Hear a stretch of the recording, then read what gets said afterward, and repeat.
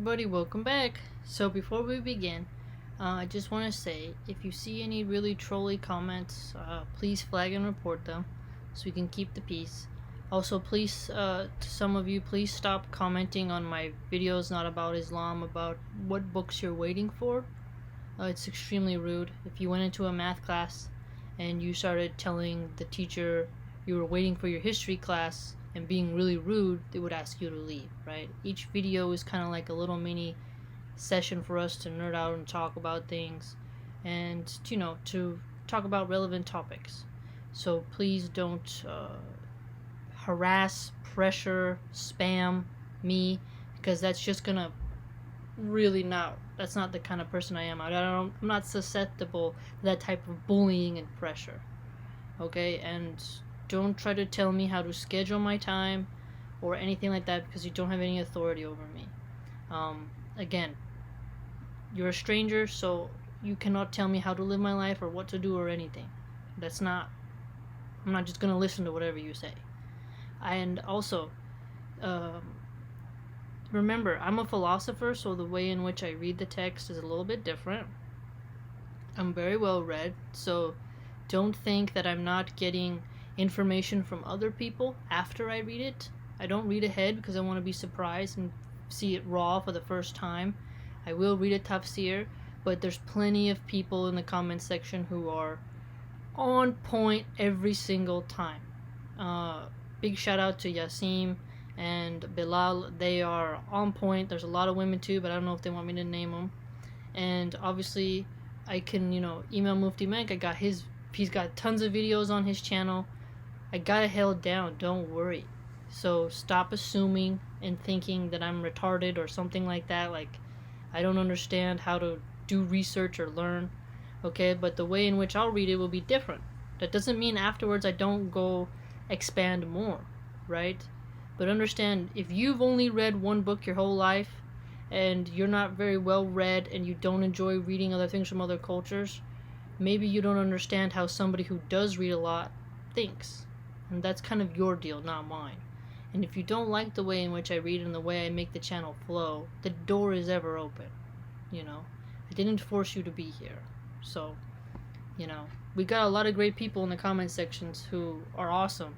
And then we got a lot of spammers, but, hopefully the really good fans will be good moderators and kind of just flag and report that stuff, get it out of the way, so that people who have genuine, real comments that are thoughtful, provoking, mind-blowing, intelligent, sophisticated, those I can look at are people who just want to give general comments, and maybe they have a question for the really intelligent other members as well, right? So, again, it's very rude to try to boss me around and talk to me like that, especially if you're younger than me and you're a male and I've never met you in my life.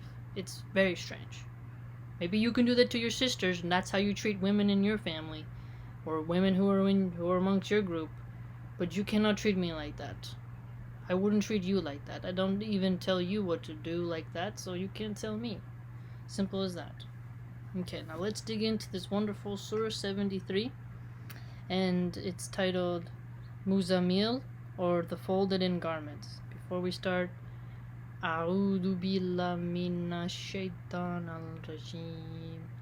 Bismillahir rahmanir rahim. O thou folded in garments, stand to prayer by night, but not all night, half of it or a little less or a little more, and recite the Qur'an in slow, measured, rhythmic tones.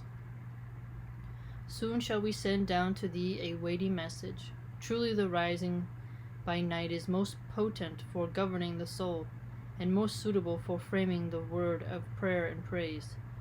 True there is for thee by day prolonged occupation with ordinary duties, but keep in remembrance the name of thy Lord, and devote thyself to him wholeheartedly.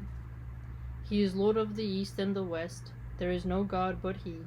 Take him therefore for thy disposer of affairs, and have patience with what they say, and leave them with noble dignity, and leave me alone to deal with those in possession of the good things of the life, who yet deny the truth, and bear with them a little while. With us are fetters to bind them, and a fire to burn them, and food that chokes, and a penalty grievous. One day the earth and the mountains will be in a violent commotion, and the mountains will be as a heap of sand poured out and flowing down. We have sent to you, O men, an apostle, to be witness concerning you, even as we sent an apostle to Pharaoh. But Pharaoh disobeyed the apostle, so we seized him with a heavy punishment. Then how shall ye, if ye deny Allah, guard yourselves against a day that will make children hoary-headed, whereon the sky will be cleft asunder? His promise needs must be accomplished. Verily this is an admonition, therefore whoso will, let him take a straight path to his Lord.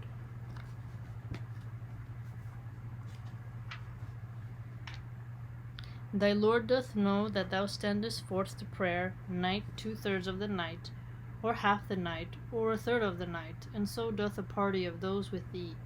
But Allah doth appoint night and day in due measure. He knoweth that ye are unable to keep count thereof. So he hath turned to you in mercy. Read ye, therefore, of the Qur'an as much as may be easy for you. He knoweth that there may be some among you in ill health, others travelling through the land, seeking of Allah's bounty, yet others fighting in Allah's cause. Read ye, therefore, as much of the Qur'an as may be easy for you, and establish regular prayer and give regular charity, and alone Allah a beautiful loan. And whatever good ye send forth for your souls, ye shall find it in Allah's presence. Yea, better and greater in reward, and seek ye the grace of Allah, for Allah is oft-forgiving, most merciful. Basically talks a lot about how important night prayer is. Patience. Read as much as you can, but that's easy for you. Don't overburden yourself. Very nice.